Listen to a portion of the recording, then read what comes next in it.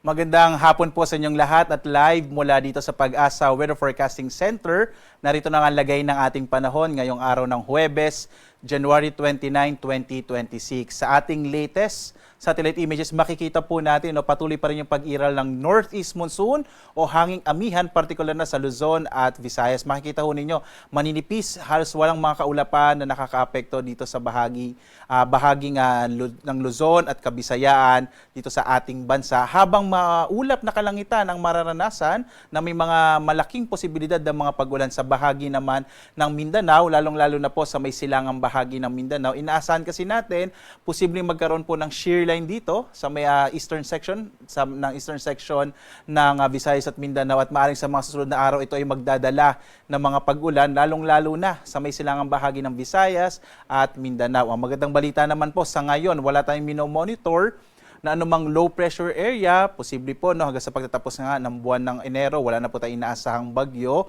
at least in the next 2 to 3 days. Pero patuloy pa rin po tayong magmo-monitor.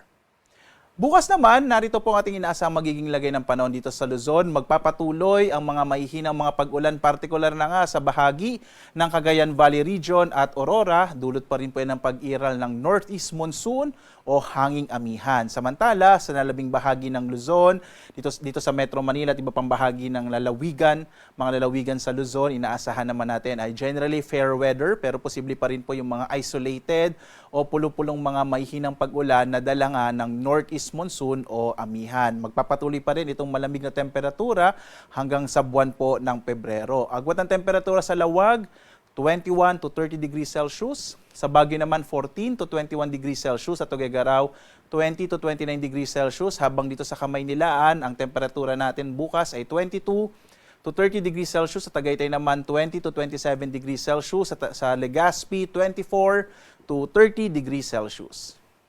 Dito tayo sa Palawan, Visayas at Mindanao. Sa Palawan, umiiral pa rin ang northeast monsoon at magdadala ng mga isolated light rains. Yung agwat ng temperatura sa Calayan Islands nasa 25 to 29 degrees Celsius, habang dito sa Puerto Princesa, 25 to 31 degrees Celsius. Malaki naman yung posibilidad ng mga pag-ulan sa may Eastern Samar, na dulot po ito ng inaasahan nating epekto ng shear line, habang ang nalabing bahagi ng Eastern Visayas ay makararanas ng mga localized thunderstorms.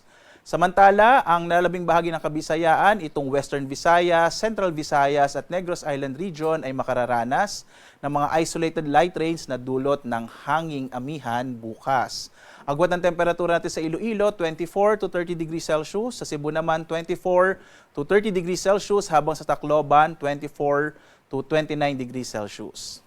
Samantala, sa Mindanao, sa epekto po ng shear line, magkakaroon ng mas malaking posibilidad ng mga pag-ulan sa bahagi ng Caraga, partikular na dito sa may Dinagat Islands, Surigao del Norte at Surigao del Sur, maging sa Davao Oriental. Mag-ingat sa mga posibilidad po ng mga flash floods and landslide, lalo na kapag meron tayong mga severe thunderstorms.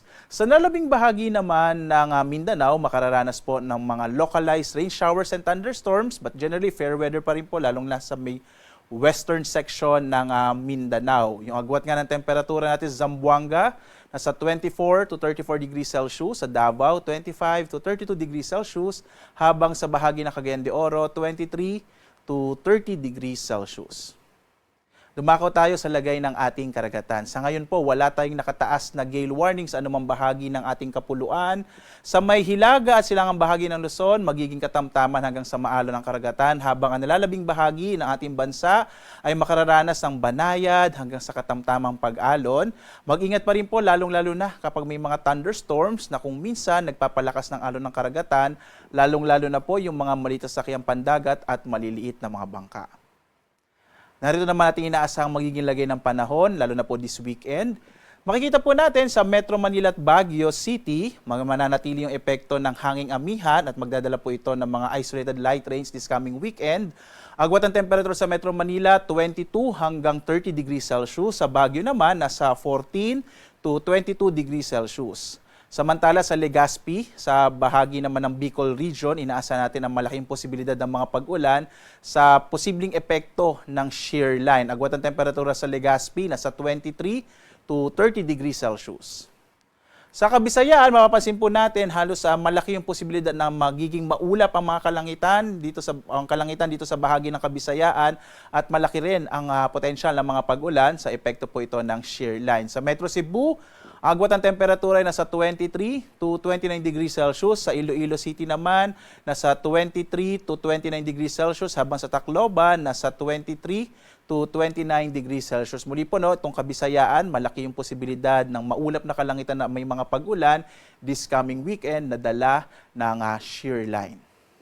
Sa Mindanao naman, makita po natin this coming weekend, mga localized rain showers and thunderstorms ang mararanasan. Posibleng medyo may mga pag-ulan sa Cagayan de Oro City sa araw ng Sabado. Agwat ang temperatura sa Metro Davao in the next 3 days ay nasa 24 to 32 degrees Celsius. Sa Cagayan de Oro naman, nasa 22 to 30 degrees Celsius, habang sa Zamboanga City, nasa 24 to 35 degrees Celsius. Samantala, ang araw natin ay lulubog mamayang 5:54 ng gabi at ito ay sisikat bukas ganap na 6:25 na umaga. At muli po, sundan tayo sa